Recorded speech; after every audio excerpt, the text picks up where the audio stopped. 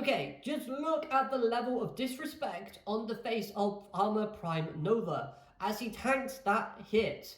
That smug look is basically just him saying, was that it? Hello everyone and welcome to Dueling with Downton, and today we're talking all things episode 89 of the Yugioh Go Rush anime series. An episode that sees Requiem and Transamu fuse together, while also explaining who it was that's been trying to help our heroes from the outside. Now, I want to start off by talking about the topic that is the great reveal, showing us why we haven't seen Yuuga in Kawaido's time space. After all, the Yuuga that was in the Yuna episode was kind of a fake created by Kawaido to help Yuna kind of dream come to fruition. Instead, Yuuga modified Kaizo and created a device that allows him to accelerate his thoughts, thus avoiding being pulled into Kawaido's time space, and allowing him to drop subtle hints to our heroes in order to aid them.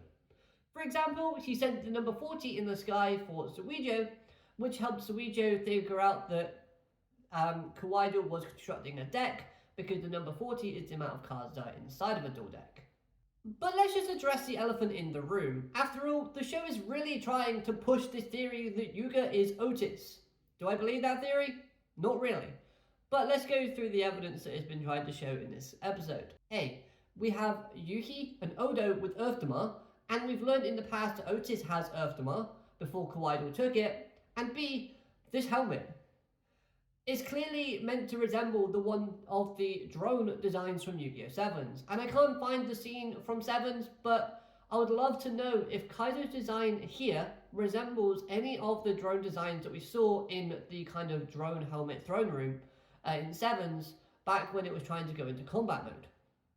We were in this kind of dark red room full of different drone designs. If you know the episode, let me know. I'd love to go back and have a look. Now, this could again just be the writers messing with us, or it could be new evidence. Either way, it makes the guy at the end of 7s even more likely to be Yuuga, as we know that he can modify Kaizo's design to look like this, which kind of mirrors the mask that we see kind of at the end of Yu-Gi-Oh! 7s with the spaceship coming down and the visor. It adds to the theory of that being more Yuuga than, of course, Yuuga being Otis, as we'll know in the future. Now, let's move on to Kawaido, as this took a rather sad turn for his character after learning that his core was deteriorating, and soon he'll fade away, and his reasons for doing all of this is to learn and feel the true feelings behind rush duels that his master spoke so fondly of. Now, I guess his master forgot to tell him about structure decks and that you don't need to basically turn people into cards to make your own deck. However, at the very least, the creator didn't forget to teach him manipulation and planning skills. Otherwise, we wouldn't have a plot to review. Now, I will praise the segment for trying to humanize Kawaido and give him a little bit of a way for redemption. But the greatest praise does go to Eudice's reaction, as we started off with Eudice being very concerned of Kawaido's condition, which is classic Eudice style, being way too kind for his own good. But I love how, despite how dense the show has made Eudice be sometimes, Eudice still understands that this duel is important to Kawaido and encourages him to stand back up and to continue the duel, as this shows a lot of respect, a lot of honor, a lot of kindness and desire from Eudice.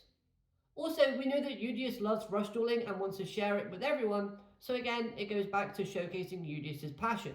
Now, I feel like the show does want us to believe that Kawaido will fade away. However, I don't think that being the case, as we've seen this reoccurring animation with the two galaxies fusing together and overlapping. Now, this could obviously still just be the Ohdo family symbol, but the colours match both the Eudice and Kawaido's galaxies. So I do think there is still some realm of possibility that we can see the two characters fusing together. Maybe Eudice will offer Kawaido a solution to either have part of his life/core or to fuse with him, thus adding a new dynamic to Eudice's character, where randomly Kawaido can take over if Eudice gets badly hurt, kind of like a Yubel and Jaden situation. Eudice summoning Requiem is something I never thought we'd get to see, but him fusing Requiem with Transamu was something even crazier and more unexpected. but I loved every second of it. The design looks really cool, and again, it links with the theme of unity as we see our heroes using their own ace monsters in the right way during this duel. Plus, we get a little nod to enemy controller, which is a pretty cute card in Rush Dueling, but at the same time, it was nice to see. And using the up, up, down, down, left, right, circle, square, X, Y, whatever it was, that was a cute little gimmick. So all around, this was a brilliant episode, and I can't wait to see how this duel concludes. Let me know your thoughts and first impressions on this episode in the comments down below, and I'll see you in the next one. Have a great day, arigato, matane, goodbye.